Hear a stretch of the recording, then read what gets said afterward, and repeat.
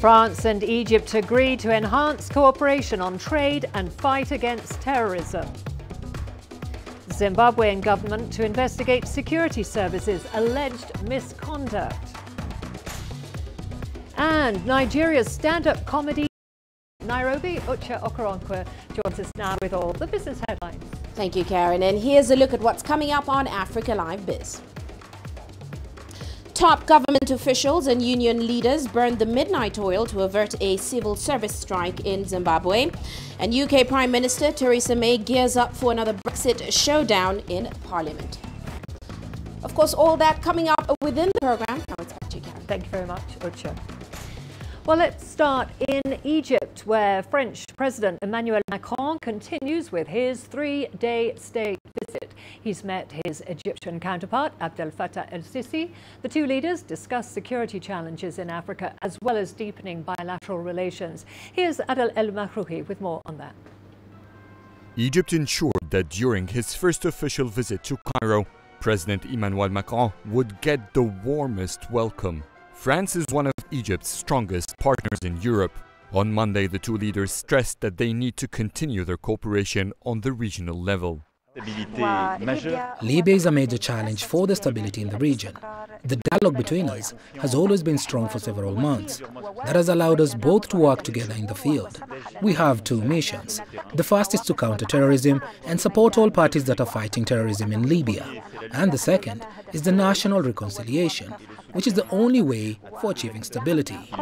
Beside Libya, the security struggles in Africa, terrorism on top of which have led to talks between both countries. Earlier, French criticism on Egypt's human rights file has hit hard.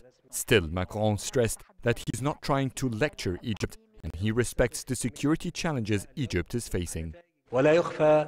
We must deal with human rights issues with its comprehensive understanding. They are complex and cannot be separated. The right to life and security, freedom of speech, opinion and development, including nutrition, healthcare, education and proper housing. They are all rights Egypt gives a great priority. It's a country's responsibility towards its citizens. The two leaders saw the signature of several MOUs and agreements, among them a €1 billion deal with the French Agency for Development. It's a program that aims to support projects empowering youth, women and the underprivileged Egyptians. The French president is also scheduled to meet religious leaders before his trip officially ends. With this visit, Egypt will begin a whole year of Egyptian-French cultural events to mark the 150th anniversary for the Suez Canal. Adel El-Mahrouhi, CGTN, Cairo. Well, for more on this, we are joined by CGTN's Adel El-Mahrouhi in Cairo and also Stéphane de Vries in Paris. Let's start with you, Adel. The two leaders met earlier on during the day. What came out of their meeting?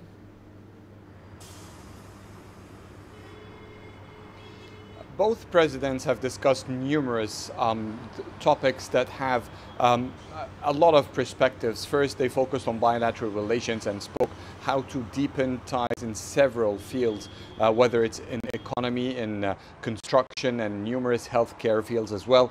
There is a huge partnership going on in terms of development, especially for the youth, women and underprivileged Egyptians. $1 billion from the French Agency for Development will be dedicated until the year 2023. Beside that, the regional issues in Africa was some of the key challenges that both presidents talked about. And according to Macron and el-Sisi, there is more or less an identical approach from both nations toward key issues like counterterrorism and the file in Libya crisis. Both presidents believe in the the average toward empowering both partners in Libya to reach a reconciliation, and they believe that stability in Libya is quite crucial, not just to the stability and security for Libya, but it will reflect on both countries, on Egypt, of course, and France as part of Europe, and to curb the flow of illegal migrants to the state. Okay, Adel, now over to you, Stéphane, in Paris.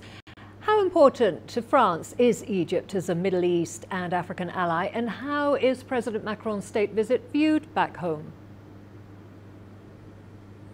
Well, Egypt is, of course, the largest country in the Middle East in terms of population. It plays also a pivotal role in the fight against terrorism. And Egypt and France have had long relations already since going back to the 19th century. So this visit is important for France, of course. But back at home, it is more criticized. NGOs criticize Emmanuel Macron that he, even though he's talking about human rights, that he puts business first. And then, of course, Macron, very unusually, also addressed the crisis in his own country during the press conference. Usually, leaders of foreign countries never talk about internal politics, but this time Macron was forced to talk again about the crisis of the yellow vests. Of course, some people made the similarities between the fighting or the defense of human rights between France and Egypt. So there is criticism on this state visit, but then again, Egypt is a very important ally of France in the region. Okay, thank you, Stefan. We shall now return to Adel, who is in Cairo for us. President Macron is hoping to secure more business and defence contracts with Egypt. And he brought up the subject of human rights. How critical is this issue for Egypt? Well, Macron wasn't very critical to the Egyptian human rights file. He has been more or less indicating that there is room for progress and development, but he hasn't been as harsh as expected, or at least previously anticipated during the meeting, which indicates the necessity of deepening the partnership on the defense and business levels to Macron, to the extent that he's not willing to upset President El-Sisi or the Egyptian government in general. Spoken lightly about the human rights issue, they then focused and shifted actually the schedule for the meetings, and they went to a surprise visit to the Egyptian administrative capital, which is a huge mega project Egypt is leading to move the entire capital and the government from Cairo to this new city on the outskirts of Cairo. There, Macron has been taking a tour to see the construction going on, and he indicated that there's a lot of room for development and cooperation between France and Egypt in that regard. Egypt dreams to have it a smart city, and France has a lot of technologies to provide. They also spoke about electric cars manufacturing in Egypt, as it is targeted to push this new administrative capital to depend mainly on electric power, even for motored vehicles. And that's mainly why the visit is here. That Macron is not disregarding entirely the human rights file, yet he has not been so criticizing about it. He is actually scheduled to meet representative of the civil society tomorrow in Egypt, where he will be discussing the human rights file in depth with them. It is not, however, expected to see him speak to the media again after these meetings.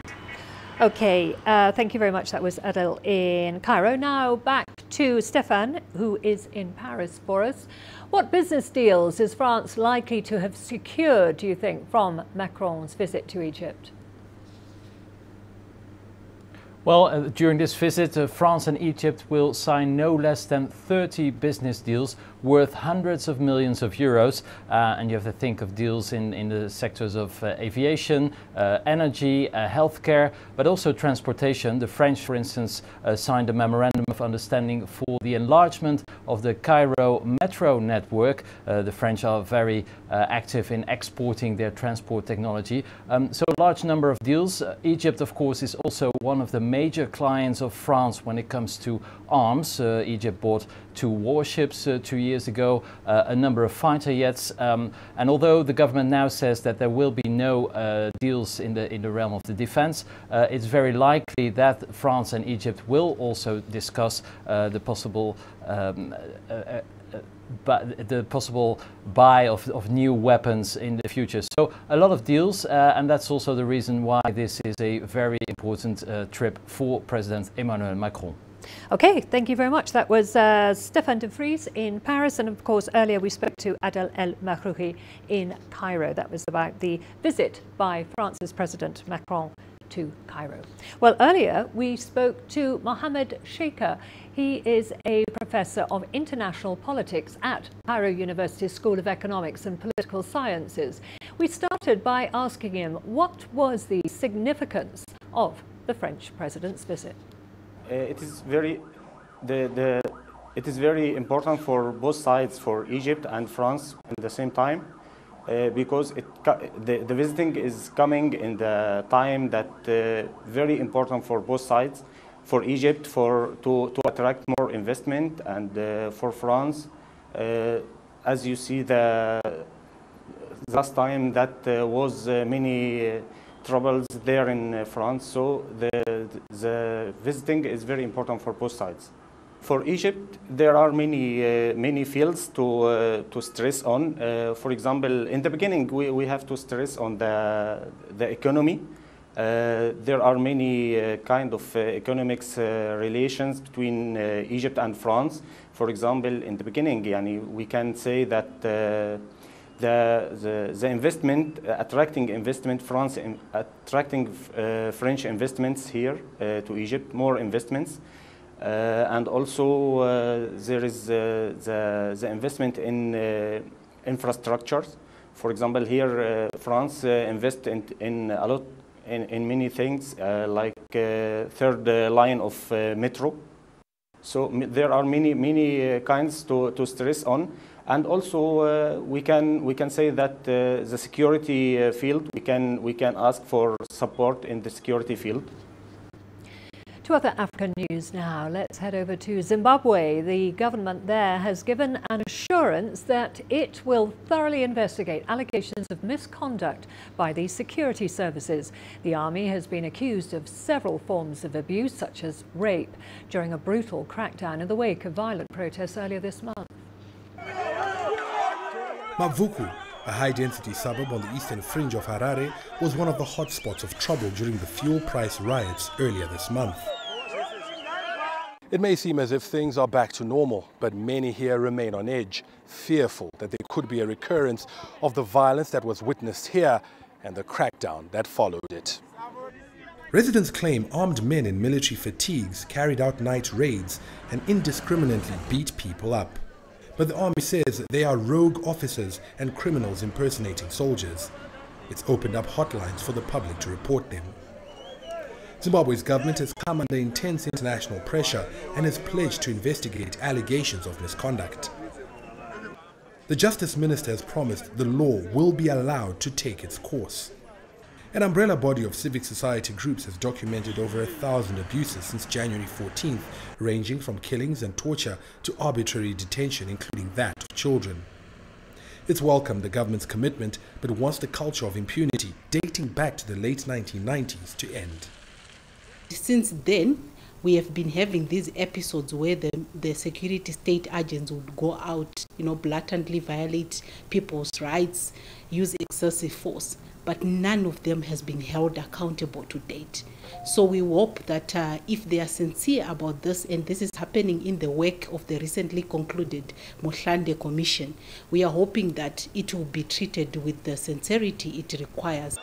Beyond bringing perpetrators to book, government should also ensure justice for those who were on the receiving end of the crackdown. It is expected that the government will put in place a mechanism to ensure reparation, rehabilitation, and compensation for those that have been victims of military and police brutality. Though calm has been restored, security remains on alert to quell any unrest that may flare up, especially as tensions over rising prices and shortages of basic goods like bread continue to run high. Farang Wakutuya, CGTN, Harare, Zimbabwe. We're going to a short break now. Don't go away. Lots more to come, including... In South Sudan, thousands sceptical about lasting peace, unwilling to return home. And Senegal court bars 2 opposition leaders from presidential vote. You don't find the stories of North Africa by sitting on the sidelines. You've got to get out, go there, and you'll find them. In the bazaars of Casablanca. among the crowds in Cairo who come to visit Cairo, the ancient capital of Egypt. Along the waters of the Nile, along the sands of the Sahara. No one else will take you where we can in North Africa. No one else will show you what it's all about. CGTN, see the difference.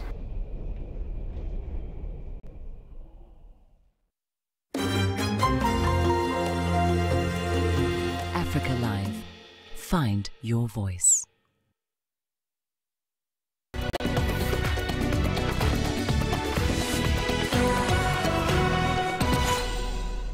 To South Sudan now, and the United Nations says more than 190,000 people are still sheltering in its compounds across the country. A peace deal between President Salva Kiir and opposition groups was signed in September, but many displaced South Sudanese remain sceptical about the peace process and are unwilling to return home. CGTN's Patrick Hoyt now reports. 190,000 internally displaced people are living in 6 UN camps across South Sudan. Many don't believe the current peace deal will hold. A peace deal between warring factions collapsed in Juba in 2006, and they fear that a repeat is possible. And many that say their livelihoods were totally destroyed during the war are afraid of starting life from scratch outside these protective camps. South Sudan's government is urging the UN to encourage those still in camps to return to their homes. The government says it doesn't have funding to repatriate internally displaced persons and will have to rely on the UN and other non-governmental organizations for it. The United Nations mission in South Sudan says it encourages voluntary return home of internally displaced people. Only about 17,000 have voluntarily left the camps. So for now, the UN continues to spend millions of dollars providing basic needs to those living there. There are also still armed groups opposed to the current peace deal that are fighting the government. The violence is discouraging some displaced people from going home. Patrick Hoyt, CGTN, Juba, South Sudan. To Zimbabwe now, and the country's fire brigade has been on the front line trying to save lives during protests in the southern city of Bulawayo. The protests began following a 130% increase in the price of fuel imposed by the Zimbabwean government. The main fire station in Zimbabwe's second city, Bulawayo. The city's fire brigade has been tackling house fires and traffic accidents. And with the recent wave of protests, Zimbabwean security needs reinforcements to avert widespread looting and arson. The fire brigade team has been on the front line restoring calm in the southern city of Bulawayo. The emergency service is there to save people's lives, even those who are involved in such, skirmishes. We save them, we do not discriminate. So what I would want to ask the people is, whatever the circumstances, allow the emergency services to have access. Protesters blocked crews from reaching dozens of fires, erecting barricades of burning tires across the road. It was unprecedented. We've never come across such a situation. And I hope it will never experience such an incident. Bulawayo's fire brigade lacks capacity to keep its 4 stations running, but a passion for humanity led Busiswe Gumbo to join firefighting to save lives. I can say I love it. I can say it's a call. It's a call. At times especially for me, I can say it's a call because I love helping people. With short supply of spare parts, the team battles to keep its 17 engines on the road. Most garages have been closed due to the chronic fuel shortage. As an emergency service, we have never run out of fuel. Every time when we come from calls, we refuel. Even the ambulances, in the morning when they don't have fuel, they come and refuel, even in the evening before they knock off, so that the next shift will find the ambulance ready for attendance to attend. After years of national economic decline and crumbling state services, Bulawayo's fire brigade should have 320 employees, but is 70 people short due to budget cuts. No Makugu, CGTN. In Senegal, the Constitutional Court has officially authorized 5 candidates, including the sitting head of state, Macky Sall, to participate in the upcoming presidential elections. However, 2 prominent opposition figures have been barred from participating. Karim Wade and Khalifa Sall have both been barred from contesting the February 24th elections. The 2 were left out after having been disqualified over their past criminal convictions. Supporters of both barred politicians have protested the move, calling for fair and transparent elections. It is the first time in the history of independent Senegal that we hold a presidential election and proceed by elimination. The President of the Republic, who is a candidate for his own succession, must understand that it is not up to him to appoint his own opponents. It is up to the Senegalese people to decide. Karim Wade cannot be dismissed. Nothing in his file can be rejected. They reported that he was registered on the electoral roll, which was done in 2018 at the Senegalese embassy in Kuwait. He presented his registration receipt, like all Senegalese, to obtain his identity card and his voter's card. It cannot be said today that he is not on the voters list. Senegal is seen as a model of democracy in the region, having never experienced a coup d'etat and successfully staging peaceful transfers of power in 2000 and 2012. However, observers fear that the barring of the 2 candidates could lead to political instability. The official campaign period for the presidential election in Senegal will begin on February 3rd and end on February 22nd, 2 days before the February 24th election. Laura Walubengo, CGTN. Medical practitioners from China have conducted free medical examinations and counselling services for elderly people in Botswana. It's the 38th anniversary of medical aid in the country. The 15th China medical team provided medical checkups at the Theopathy Elderly Care Association of Mogoditshane. They gave advice on how to regulate blood pressure and sugar levels. The doctors also educated the elderly locals on how to prevent disease by keeping a healthy lifestyle. You are here to come for help. We are very much happy about those doctors from China. We are very, very happy indeed for them to come and help us for free. Now to the latest diplomatic row over the fate of 47 migrants saved at sea. Italy is rejecting appeals to allow the migrants to land despite appeals from aid agencies. The migrants have been stranded in the Italian waters for over a week after they were rescued in the Mediterranean by a Dutch-flagged vessel. Controversy still brewing amid the latest diplomatic row over the fate of 47 stranded migrants. They were rescued on Italian waters over a week ago by a Dutch-flagged vessel, but are yet to come ashore. However, Italian Interior Minister Matteo Salvini has rejected calls to allow the migrants to land and even threatened to take legal action against the ship's crew. We are begging everyone, we are begging everyone, we are begging the Italian governments to help us. Also, definitely we are very need help. We are very need help at the moment. The conditions have been worsening with scores of people in a small room with just one bathroom. The migrants are fatigued and access to proper meals has become a challenge. We are not terrorists. What we see at home in the papers and on television is a Europe where we thought if we risked our lives, we could also make it to Europe. But the contrary is true. We have been stuck for a week in the same place. Doctors say a health crisis is looming over poor sanitation. They add that the migrants are in need of psychological and physical medical attention, saying that many have experienced violence. Sanitary conditions on board are not made for people to stay here for an extended period of time. Our medical attention is focused on serious cases. We are unable to give psychological help, even though a lot of these people are suffering from post-traumatic symptoms. Many have experienced violence. Many were tortured and had to watch how their friends were killed. Aid agencies such as Sea-Watch, Save the Children, among others, are making appeals for help for the rescued migrants. They've survived things that I don't want to even think about. But I want to say to you that your solidarity and the fact that you stand with these people makes a huge difference to them. There was a demonstration behind me on the land yesterday, and for the guests to come out and see that and feel supported, it's just a massive thing for them. Even as the standoff continues, many are worried about the state of the migrants, particularly the minors. Illegal migration has become a global problem that is endangering many people.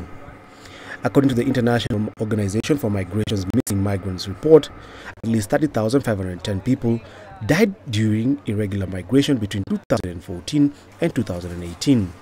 Michael Karanja, CGTN.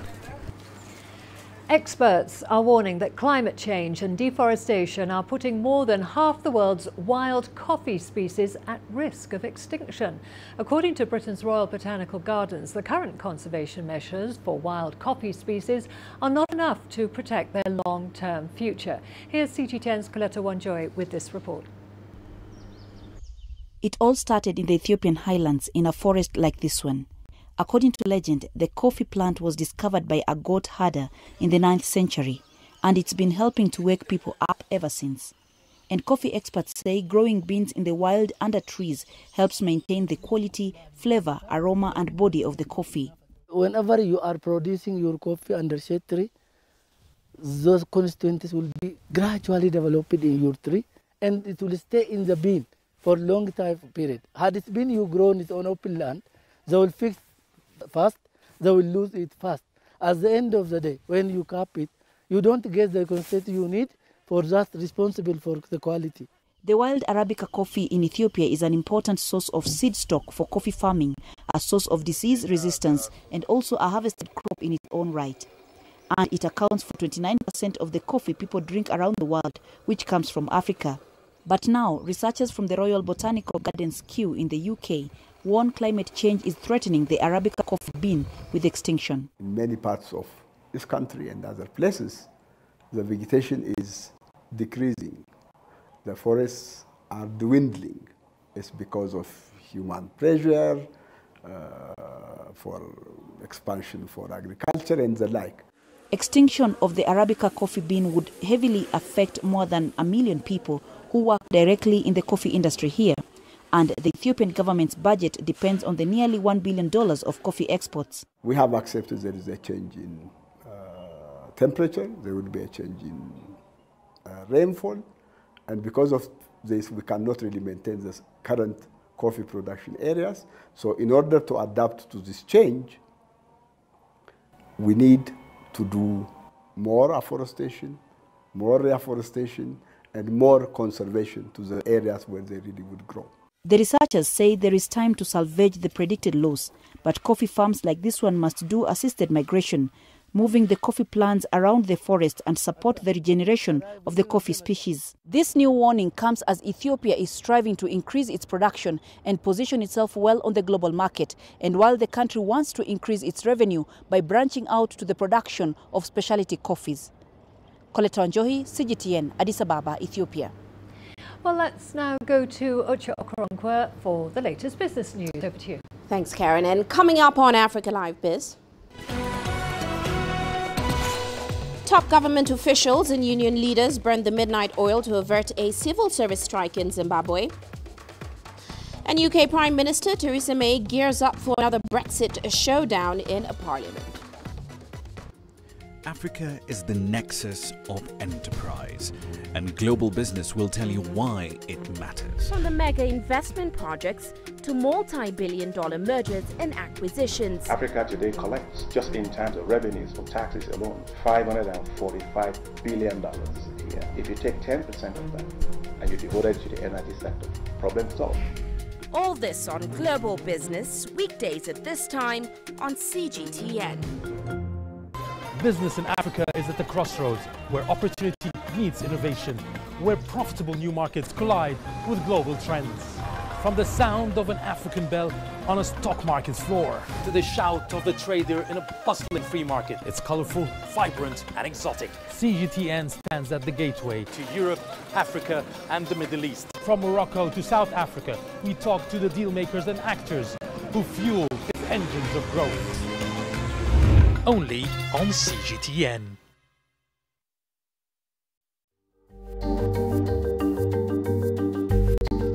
Africa Live. Find your voice.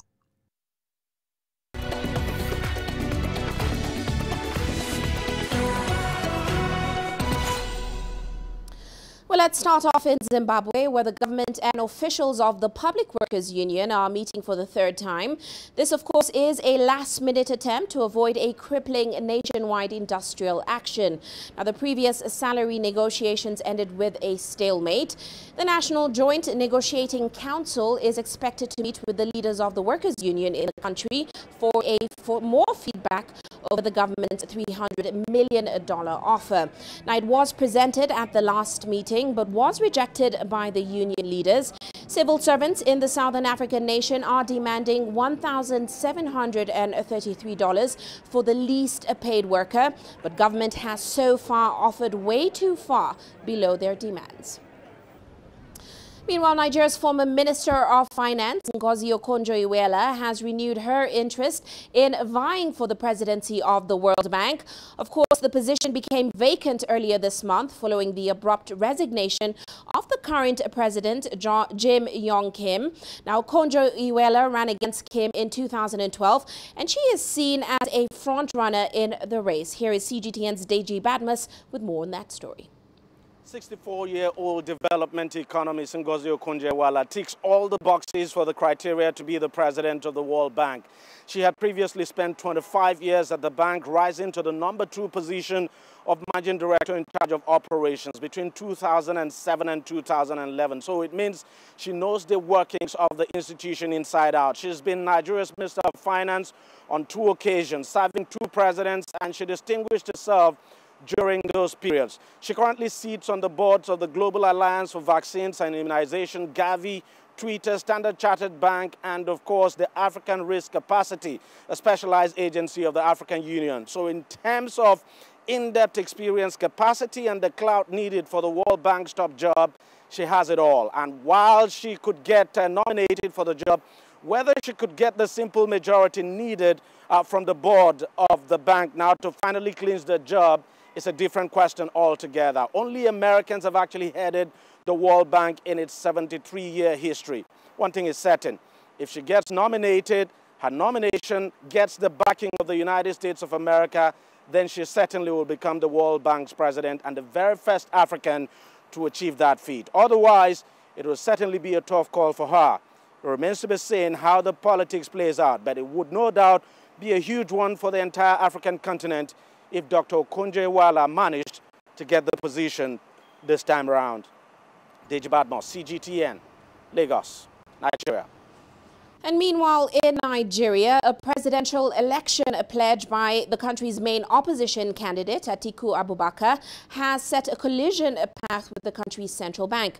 Now, Abubakar has committed to free-float Nigeria's naira and also lift restrictions on imports in the country. That's if he's elected in next month's election. Now, here's CGTN's Kelechi Emekalam with the details. We cannot be talking about allowing import of items that can be produced in the country today, exporting jobs from Nigeria to foreign countries, and we say we have the interest of Nigeria at heart. We don't agree with anybody. Nigeria's central bank governor, Godwin Emefiele, going head-to-head with the leading opposition candidate and former vice president Atiku Abubakar. The central bank is supposed to be apolitical, but recent pronouncements by PDP presidential candidate has rattled the governor. Atiku Abubakar is the closest challenger to President Muhammadu Buhari's candidature in the February elections. But he promised not just to sack the governor, but to lift long-standing restrictions on some imports. Nigeria's government has a long list of items for which the central bank does not avail dollars for imports. Those items are either considered unnecessary or necessary, but they are being produced locally in significant volumes. It is a wrong premise to say you will allow import to just flood the country just because you want to please anybody. That is not our interest. And we have always said it, that we are apolitical. We will remain apolitical, but we do not want anybody to drag the central bank into issues that is within our remit. Otherwise, we will respond to it. Atiku Abubakar, a wealthy businessman, is running on account that he's the most suited candidate to fix Nigeria's fragile economy. But he has provided very scanty details in public to back his "Let's Get Nigeria Working Again" slogan. He also promised to free float the naira if elected into office. That too is unsettling to the central bank, which has spent billions of dollars to prevent it from a free fall. It's as good as saying that we should go back to the eras of structural adjustment program again in Nigeria. The implication can better be imagined like you know. It will certainly lead to capital flight. It will lead to massive depreciation or devaluation of our currency, and ultimately to currency crisis in Nigeria. Governor Emefiele has been at the helm of the CBN for the past 3 years. He took charge of the bank at the time when naira was on a tailspin and Nigeria's foreign reserve was at its lowest, just over $22 billion. Under his leadership, inflation has fallen down to near single digit, and forex reserves has also doubled to more than $44 billion. Those achievements may make it extremely difficult to undermine him politically. Kelechi Emekalam, CGTN Abuja, Nigeria. And shifting focus now, let's get the latest from Brexit. The pound has drifted low today, and that's after posting its biggest weekly rise in more than 15 months last week. The weakness of the sterling came as UK Prime Minister Theresa May gears up for another Brexit showdown over her European Union withdrawal agenda. Now, investors shored up their sterling positions before the key vote, which aims to break the Brexit deadlock. Lawmakers are expected to decide on new amendments to the Brexit deal. Tuesday's vote follows the worst parliamentary defeat in British history, which of course happened earlier this month. Now, still in the UK, Prime Minister Theresa May will have another go to secure a Brexit deal in Parliament. However, as CGTN's Richard Bestick tells us, if she fails, there are high chances that Britain could face significant harm in its economy once, of course, it divorces the EU on March 29th. Finding an alternative to a no-deal Brexit is the challenge facing UK Prime Minister Theresa May. Although finding a compromise and agreement among the feuding factions here has proved desperately elusive.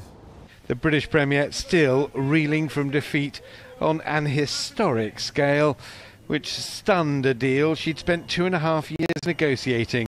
Now, with just 2 months to go, some MPs genuinely fear time has run out, and Tuesday will ask Parliament to stop the clock on Brexit. The reason that we're in this situation is because we've had continued delays from the Prime Minister continually kicking the can down the road. And the problem is we're still not really seeing any progress. So I hope that this does put pressure on the Prime Minister to sort things out by the end of February. But if we get to that point, she should be ruling out no deal. Perhaps inevitably, a senior cabinet minister, Andrea Leadsom, has broken cover to say delaying Brexit would be just a blocking mechanism. According to the Bank of England and the UK Treasury, among others, the potential economic damage from no deal would be significant. They're talking of 6-day delays at Britain's ports, hitting the import of foods and medicines, the risk of a catastrophic recession.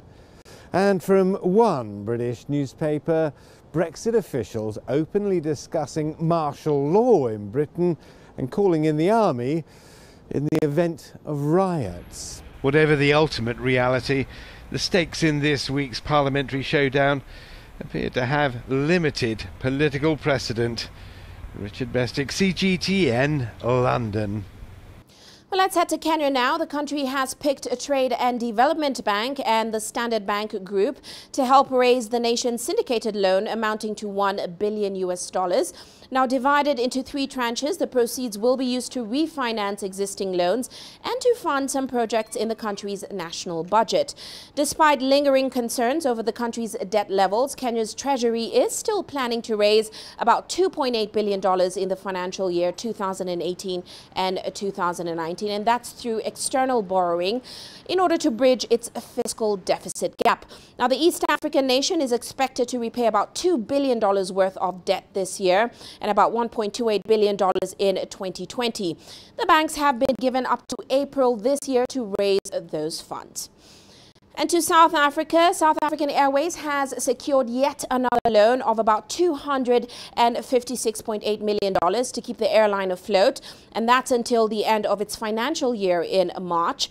Now, the loan, which has been secured from local lenders, is part of the $1.58 billion needed to implement the airline's turnaround strategy over the next 3 years. The struggling airline is currently in deep financial crisis due to its increasing debt. It is expected to incur losses of about $381 million in the 2018 and 2019 financial year. And that's after reporting a net loss of $417.5 million last year. Now, the airline CEO, Vuyani Jarana, says they have so far been meeting targets on the turnaround strategy, thus attracting the funding. And Tunisia is set to host this year's Global Forum for Financing, Investment and Trade in Africa in the country's capital, Tunis. The event is aimed at boosting trade and investment opportunities across the continent. And here's CGTN's Adnan Shaushi with this report. President of the Tunisia Africa Business Council, TABC, Bassem Loukil, announced the council's ambitious program for 2019. It aims to boost trade and investment on the continent. The program will include several trade missions to what we call the English-speaking nations, starting with Ghana. After that, we will have the financing, investment and trade in Africa, FITA 2019, which is, to me, one of the most important events in our program for 2019. We will be focusing on our trade missions and participation at the Africa's CEO Forum in Rwanda, in Kigali, on the 25th and 26th of March. Immediately after that, we'll probably join that with a trade mission to Kenya. Loukil also declared in the same week that over 3,000 economic operators, senior officials, African investment ministers, in addition to 100 financial institutions and international and Pan-African bodies, will partake in the second edition of the International Financing, Investment and Trade in Africa, FITA 2019. The event will be organized on February the 5th and 6th in Tunis. This is a platform, this is an opportunity to introduce all the alternative financing solutions to our business community. In the absence of Tunisian banks on the African continent outside Tunisia, we have to present alternative solutions so that our businessmen are encouraged and endeavor into these markets with the proper tools to finance their orders or their investments thereafter. FITA 2019 is organized following the success of the first edition, organized at the initiative of the TABC in partnership with the Ministries of Development, Investment and International Cooperation, of Trade and of Foreign Affairs. The event aims to evaluate the funding, trade and investment situation in Tunisia and Africa, present the funding offers and mechanisms on the African continent, and establish a space of opportunities and meetings between Pan-African economic development bodies, bankers, capital providers, investment funds and experts. FITA 2019 conference also aims to present the emerging alternative financial solutions, including the development capital, crowdfunding and credit insurance that can complement African traditional banking offer. FITA 2019 will be an occasion for several African countries to present their economic development plans and structuring investment projects, in particular in private-public partnership. TABC's project is to make of this meeting an annual key African event. Adnan Shaushi, CGTN, Tunis. Well, that's all for now on Africa Live Biz, but coming up on Global Business Africa, we delve further into the state of troubled South African Airways as it secures funding to remain in the air until the end of this financial year. Of course, all these coming up top of the hour. For now, it's back to you, Karen. Very much, Ucha. Well, we are going to a short break. Don't go away. Lots more to come, including Egyptians enjoy touring shows, Chinese orchestra thrills. And in Nigeria, stand-up comedy gains popularity. Join us in Global Business and see Africa through our eyes. The greatest journeys, the greatest sights, the greatest adventures. Here in Qanater, this weir allows the locals to walk on water. We're far more than just TV news. We're your passport to the wonders of Africa. To bring you stories of struggle, survival and hope.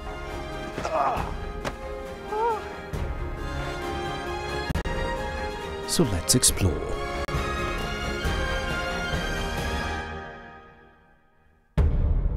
CGTN. See the difference.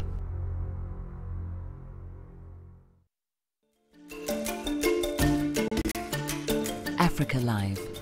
Find your voice.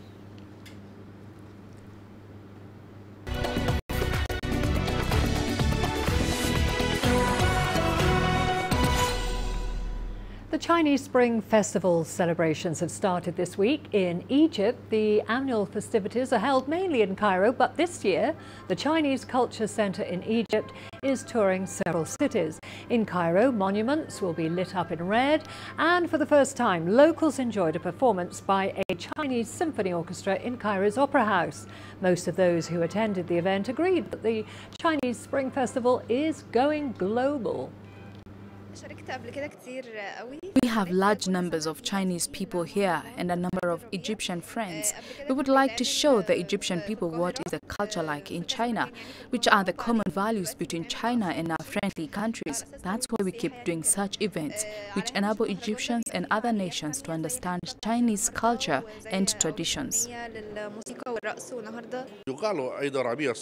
They say it's the Chinese Spring Festival, but honestly, it's becoming a global spring celebration. I say this because many countries in Asia celebrate this festival at the same time. This year, we are holding a series of celebrations in Egypt.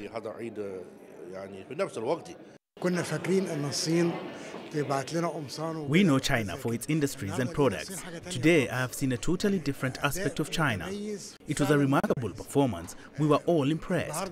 It is the first time that I'm participating in a Spring Festival event. Chinese music is different, but astonishingly, it appears familiar to our ears. To Nigeria now, where stand-up comedy is growing in popularity in a crowded entertainment marketplace. It competes for attention from Nigerian music and the Hollywood movie industry, with A-list comedians earning as much as $1 million a year.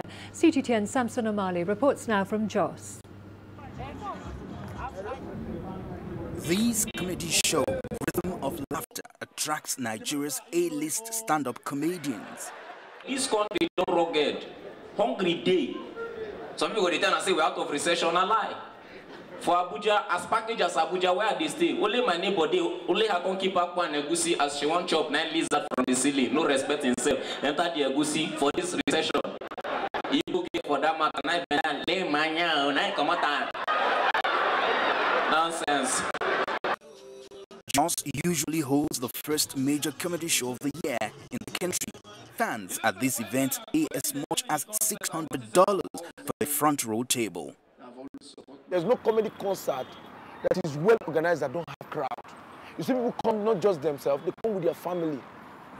And I feel the situation of this country right now must have motivated that spirit of people coming in mass to laugh. For many, paying to let off some stress and forget Nigeria's problems is worth every penny. Laughing is a good thing. I mean, they say when you laugh, you don't grow old. So I don't want to get old. I want to keep the smile. Hearing them crack jokes, I think that will actually ease me of stress. So that's why I'm actually here, and I pay the money to come and be happy. Across Nigeria, top comedians have enjoyed a spike in their earnings. The creative industry in Nigeria, which includes stand-up comedy, is only second to the oil sector in its contribution to the development of Nigeria's economy. so it's becoming an attractive career choice. I earn more money more than even the Nigerian actors from the Nollywood. Forget what you see on screen. I've gone to places where some of my fans from the Nollywood industry will ask you for money. There's money in comedy when you're funny. With comedy, I got married. With comedy, by the grace of God, I'm living in a comfortable place by God's help. With comedy, I'm taking care of my son. I don't do anything. I don't have any business anywhere. It's with comedy. So anybody that tells you comedy is not lucrative, that person is not creative. While some Nigerians see comedy as a way of relieving stress, comedians are also happily smiling to the bank. Samson Omale, CGTN.